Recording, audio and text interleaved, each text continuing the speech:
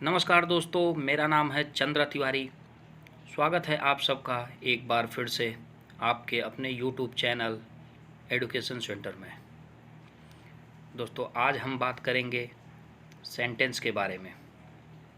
ये वीडियो आपके कॉन्सेप्ट को क्लियर कर देगा।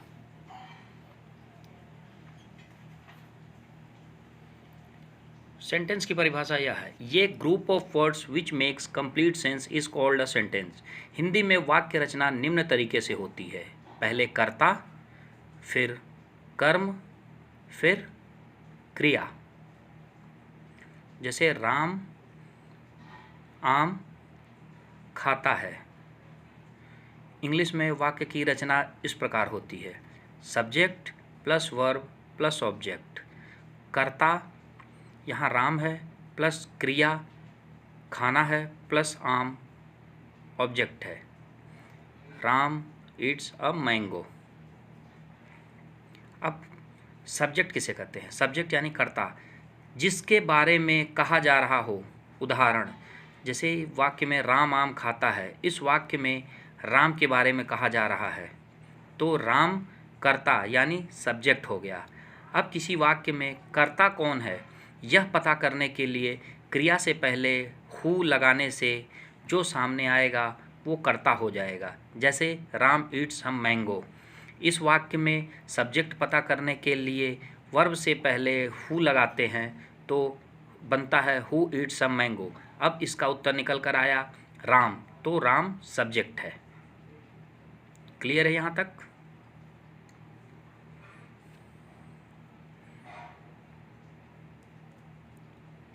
अब देखेंगे हम वर्ब के बारे में। वर्ब यानी क्रिया, इसका मतलब होता है कार्य के होने से या करने से। जैसे राम आम खाता है, यहाँ खाता है क्रिया यानी वर्ब है। अब किसी सेंटेंस में वर्ब का पता लगाने के लिए हम क्वेश्चन पूछेंगे कि व्हाट इज़ हैपनिंग, मतलब क्या हो रहा है। तो जो उत्तर मिला यहाँ है वो है ईट्स, तो ईट्स वर्ब है यहाँ। ऑब्जेक्ट माने कर्म। सेंटेंस में वर्ब के साथ व्हाट या हुम लगाने से जो आंसर हमें मिलता है उसे हम ऑब्जेक्ट कहते हैं। क्लियर है यहाँ तक?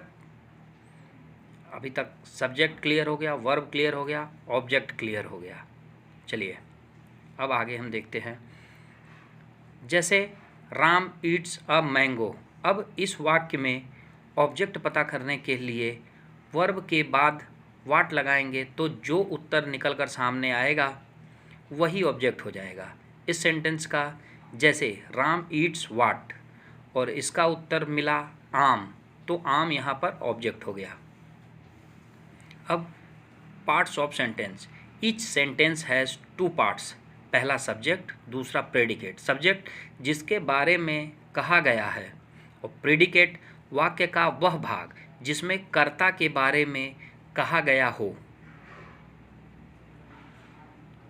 तो इस तरह हम देखते हैं सब्जेक्ट और प्रेडिकेट। अब उदाहरण देखते हैं। संस्कृति इज़ ईटिंग अ कैंडी। यहाँ संस्कृति के बारे में कहा जा रहा है, तो संस्कृति इस सेंटेंस में सब्जेक्ट है। Is eating a candy subject के बारे में कह रहा है कि वो कैंडी खा रही है, इसलिए ये भाग प्रेडिकेट है। अब टाइप्स ऑफ सेंटेंस। सेंटेंस 5 प्रकार के होते हैं। पहला असर्टिव सेंटेंस यानी निश्चयात्मक वाक्य, दूसरा इंटरोगेटिव यानी प्रश्नात्मक, तीसरा इंपरेटिव यानी आज्ञासूचक वाक्य, चौथा होता है ऑप्टेटिव यानी कामना सूचक वाक्य, पांचवा होता है एक्सक्लेमेटरी यानी विस्मयबोधिक वाक्य। असर्टिव सेंटेंस अब देख लेते हैं। A sentence that makes a statement और डिक्लेरेशन। इसका मतलब जिस वाक्य में सामान्य रूप से कोई बात कही गई हो असर्टिव सेंटेंस कहलाता है। अब असर्टिव सेंटेंस 2 प्रकार के होते हैं। पहला अफर्मेटिव यानी सकारात्मक। अ सेंटेंस विच शोज अफर्मेशन, मतलब वो वाक्य जिसमें स्वीकार्य योग्य बात कही गई हो। जैसे साकार is a strong boy. Clear है यहाँ तक? अब देखते हैं नेक्स्ट, दूसरा है नेगेटिव यानी नकारात्मक वाक्य। अ sentence which states something which shows denial, मतलब जिस वाक्य में नकारात्मक शब्दों का प्रयोग होता है। Example, Raju is a not an intelligent boy. यहाँ नॉट एक नकारात्मक शब्द है। अब आते हैं अगला, इंटरोगेटिव यानी प्रश्नवाचक। A sentence that ask questions और इंक्वायर अबाउट समथिंग, अर्थात वे वाक्य जो प्रश्न पूछे या किसी के बारे में खोज करे। चलिए एग्जाम्पल देख लेते हैं। इंटरोगेटिव सेंटेंस दो प्रकार के होते हैं। पहला, sentence starting with helping verb, यानी अर्थात सहायक क्रिया से शुरू होने वाले वाक्य जिनका उत्तर हाँ या ना में होता है, उसे, जैसे example, is Keshu an honest girl. अब इस वाक्य का उत्तर हाँ या ना में निकल कर आएगा। और दूसरा, sentence starting with question words, अर्थात प्रश्नवाचक शब्दों से शुरू होने वाले वाक्य जिसमें किसी तथ्य की पूरी खोज की जाती है। जैसे, who is your head master. यहाँ हु क्वेश्चन वर्ड है जो यह पता करने की कोशिश कर रहा है कि प्रधानाध्यापक कौन है। यहाँ तक क्लियर। अब अगला है इम्परेटिव सेंटेंस यानी आज्ञा सूचक वाक्य।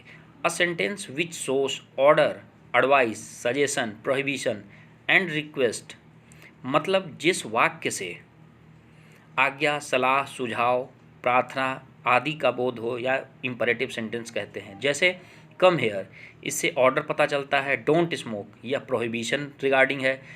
अगला टाइप है ऑप्टेटिव यानी कामना सूचक। अ sentence which shows wish, blessings and prayer, अर्थात जिस वाक्य में कामना सूचक शब्द हो ऑप्टेटिव सेंटेंस कहलाता है।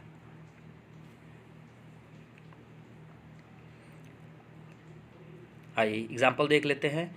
Wish you a happy journey, ये विश यानी कामना। बेस्ट ऑफ लक यह ब्लेसिंग।